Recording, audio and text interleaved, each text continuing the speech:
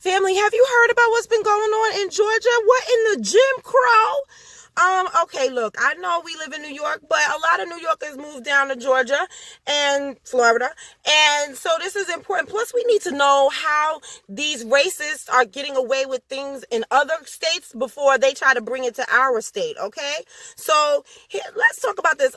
So there's a black woman that's running for governor. Her name is Stacey Abrams, right? And there is a white man running for governor. His name is Brian Kemp. Now, Brian Kemp is also the Secretary of State there. The Secretary of State in your state is kind of like the election umpire. So how much of a conflict of interest is this? Oh, let's take a look, okay? Now, stay with me. It's a long one, but look at all these dots, okay? June 2016, the Democratic Party is hacked by Russia, okay? Right before the Democratic Convention, Russia releases the emails or whatever they stole, okay? As a result, the chair of the Democratic Party resigned because those emails showed that they was being biased against Bernie Sanders, right? So, Donald Trump, during his speech, then asked Russia to hack Hillary's personal emails. The following the investigation the FBI is currently doing showed that Russia did just that the day he asked them to do it. Okay, keep going with me. August 15, 2016, the FBI started officially investigating Russia's meddling. Okay, Homeland Security Secretary Johnson made a conference call to all secretaries of state, that's including Brian Kemp, secretaries of state, recommending that they put up firewalls and warning them about hacks from Russia, okay? 3 days later, August 18th, the FBI sends out a flash alert from its this is the FBI now, sends out a flash alert from its cyber division, accusing them, to the same secretaries of state, letting them know that Russia is hacking, okay? Letting them know to scan their systems because Russia has been hacking people, right?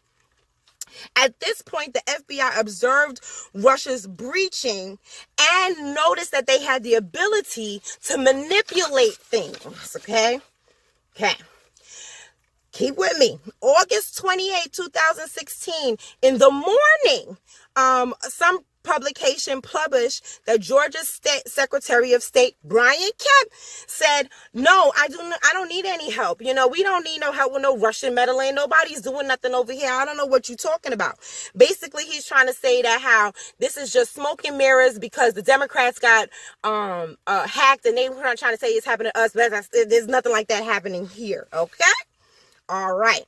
Now, that same day, around lunchtime, a researcher for an online security firm called Bastille notifies the Center for Election Systems that the software and voter info was completely open to the public. You don't even need to hack it. And it could be manipulated, okay? And okay, in Georgia, all the voting is done on electronic machines. There are no paper backups and there are no paper ballots, okay? It's all held on one server, okay? Keep that in mind. Now, fast forward, Trump wins the election. Then, February 22nd, 2017. Now, remember, I told you that they were warned August 28, 2016, okay? Another security firm called Georgia's Secretary of State Brian Kemp and informed them that the voter system was still wide open for anybody to see without hacking and manipulate, okay? March 1st, 2017, the college where the voting takes place in Georgia again told Brian Kemp's office the same thing again, and also included that people's social security numbers was out there, okay? Follow me. July 3rd, 2017, election security advocates sue Georgia State, charging that the state negligence and misconduct left the state voting system insecure and an attempt to force a shift to paper ballots until the servers are checked and secured. Okay? October 6, 2017, Georgia State responded saying, "Too late, hot plate, we wiped the servers." Child, in the gym, let's keep going. The same election secretary, Brian Kemp, advocates, the same election security firm advocates sue again. This time because in Mud Creek, there are 276 registered voters, but 670 ballots were cast. That's a 243% registered voter turnout. How, Sway? Child, follow me. July 2018, Mueller indicted people, on the Russia thing, right? Page 26 of the indictment. On or about August 28th, 2016, Kovalev, a Russian officer in the military, right? In the Russian military, and his co-conspirators visited the websites of certain counties in Georgia, Iowa, and Florida to identify its vulnerabilities. Now, they stuff was wide open in Georgia. It ain't even know everything vulnerable, okay? Yo, he did this from his cubicle in Russia. He didn't even have to fly over here to do it. He did it from Russia. Brian Kemp, the Republican candidate for governor, in his first year as Secretary of State, now follow me, here's where the Jim Crow gets real thick. May 2015, he sent armed agents door to door in black neighborhoods in Brooke County, Georgia, after a huge get out the vote effort, which led to the first black-led school board in Brooks County. See what I'm saying about these local elections? They matter, okay? Then he pressed criminal charges against 12 black people that worked in the get out to vote effort, right?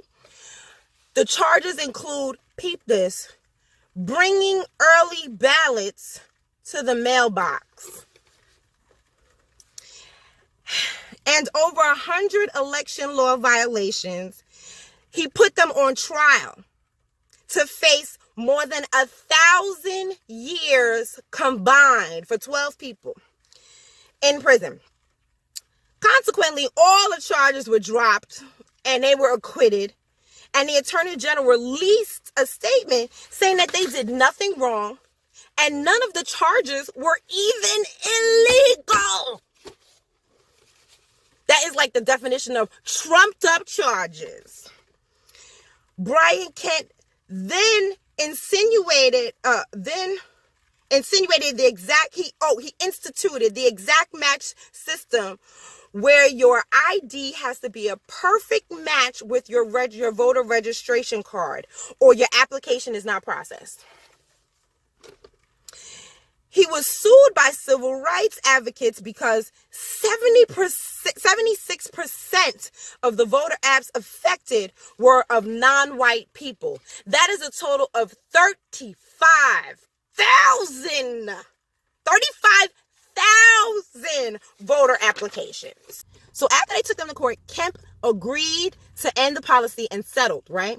Then Kemp got his Republican-controlled legislature down in Georgia to enact the same statute under a different law to authorize the state to basically continue with the same thing they was doing before.